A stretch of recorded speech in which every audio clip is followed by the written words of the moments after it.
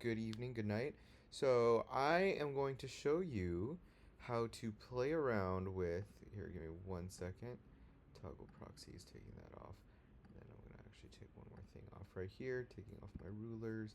Um, I am going to be showing everyone what it's like to specifically play around with your audio and here in Premiere Pro. Now, I know that not everyone is using Premiere Pro, which is completely fine. We're not expecting everyone to. Um, so this is actually transferable to like so many different things. So like also in Rush, also if you're using like CapCut and stuff like that, we want to show you how to be able to really make the best out of your um, what's it called? Your audio and your clips. So first to get started, I'm actually going to be showing everyone. This is the clips that I'm using from when I went out to the Cal Fire air attack base in Sonoma. I was on the airport field and I was recording these like planes starting up, taking off, etc. Now, what I really want to get people to understand is that it's going to be loud. No matter how close you are, no matter how much you play with your microphones and stuff, it's going to be loud. This is why you just have to record and have an understanding of how am I going to be able to make it more palatable, easier for people to listen to when we're listening. So I already have my sequences here or my recording here in my sequences. Um, what I like to do when I'm specifically playing with sound is I like to make the sound portion um, right here. You can just toggle it by dragging it. So at least for this one, my phone recorded a left and right side. Usually it's the same exact thing, but maybe you have a microphone, for example, that has better quality sound on one side and another, or maybe someone's speaking on the left side, and it gives like a spatial sound. It doesn't really matter too much because you play around with the whole like chunk of it, the whole thing of it right here. So don't stress too much. To be able to view it a little bit easier, you can use your plus and minus signs on your keyboard, and you can zoom in to where the audio is. And once again, you can use this right here to make it even bigger so it's not as bunched up, right? So I'm going to make this pretty large. I'm actually going to minimize this because the important part for me right now is not the video. The most important part for me is the sound. This is a step that I would do at the very end of my editing process. If I am, well, one, I would actually do it while I'm editing, get it to like a good sound portion, and then I would do a further sound quality control check when I'm finished with my entire clip, everything put together, a whole sequence put together. I would then do another round, but this is my initial round just to get everything like to good level so I can listen to it pretty nicely. It can kind of have a good flow. So first, we're gonna actually listen to what this sounds like. Pretty loud, right? So I actually have this little portion highlighted right here of what we're gonna be working with. You're gonna see right now one important window to have open is your audio meters. So this audio meters piece, it's not gonna appear like that all the time. Maybe it's gonna be appear just off to the side. So if you hold and click, maybe it might appear large like that. Maybe it'll appear like that on your sequence.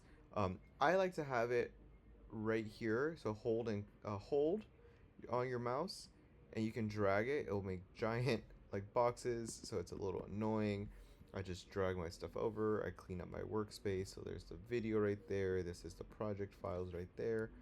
Um, and what I use this for is to be able to really break it down. So there's a general rule that you want to have your sound in between this -12 space and the -6 space. These are decibels. So keeping it between 12 and 6 on average makes it a lot easier and a lot more consistent when you're listening to it. When you're and it's still loud enough where people don't have to like put the volume on whatever device they're listening to like to maximum. And also, it's like a space where it's not quiet enough where they have to be playing around with it either. So you'll occasionally have it spike up to like 0 or even above 6. If it's an occasional one and if it's not super loud, that's fine. But if it's like constantly like above the 6, especially if it's closer to 0, that's when you see the peak, and you'll see it right here, for example, right? So it's peaking all the way up there, and it's peaking consistently. There's also like a clip over here, I believe, where I'm like speaking. Specifically, this is like fire retardant right here, right? That's You see how loud it is, and that's not something that we want people to be experiencing. You know, it hurts your ears, especially if you're listening with headphones on. So we're gonna fair warning for everyone listening with headphones. This is gonna be pretty loud for a second, and then I'm gonna show you how to edit a clip so it sounds how it's supposed to be. So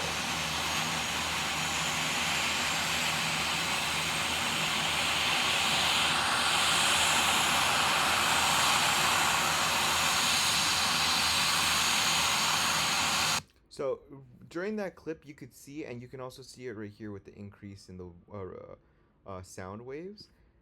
It's going from about -9, -6, and then it's slowly increasing to -3 up until it gets to 0.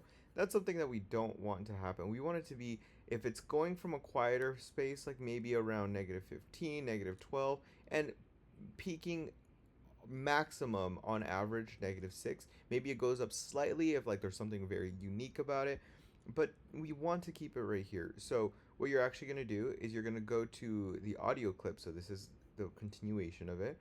You are going to scroll down and you're going to find right here something that says audio gain. Now there's two ways you can play with an audio.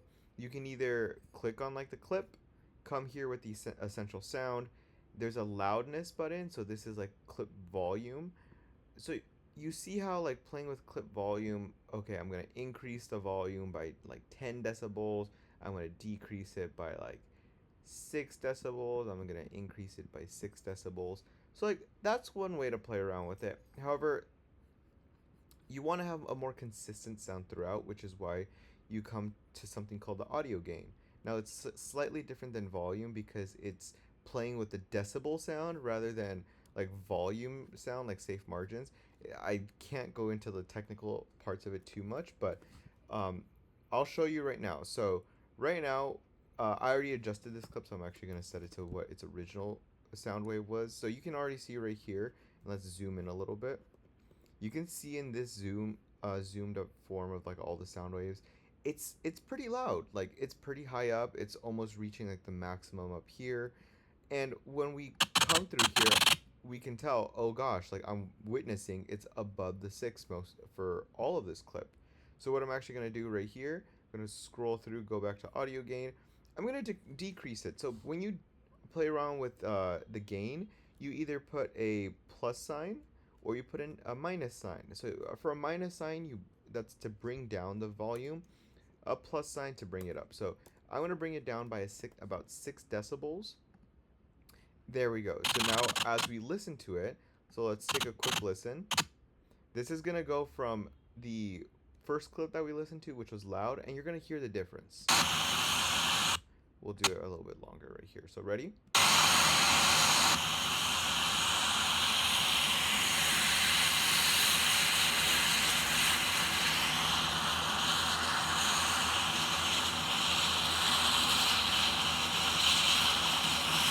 So as you can still see, it's still pretty loud, which is fair. The airplanes are not known to be quiet, but it's fine. And we've brought it down. You can see over here on this area, it's staying between like -12, -6, -9. If it's still too loud for you, if you feel like it's still too much, play around with it. You know, bring down the gain a little bit more.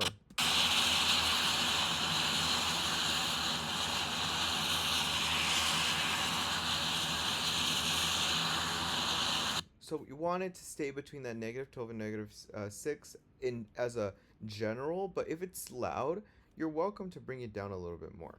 So that's the main thing that I want people to understand of, like playing around with gain. This is a way to be able to get your audio to a much more consistent level, a much more enjoyable level for people, so that they can listen to your clip and have it consistent. And if you do this, let's say you're listening to, I don't think I have a series of something right here, but if you're doing this with like a full like timeline already, a full edit, you can see, all right, it's what one of my clips is peaking at 3, another one is peaking at -21.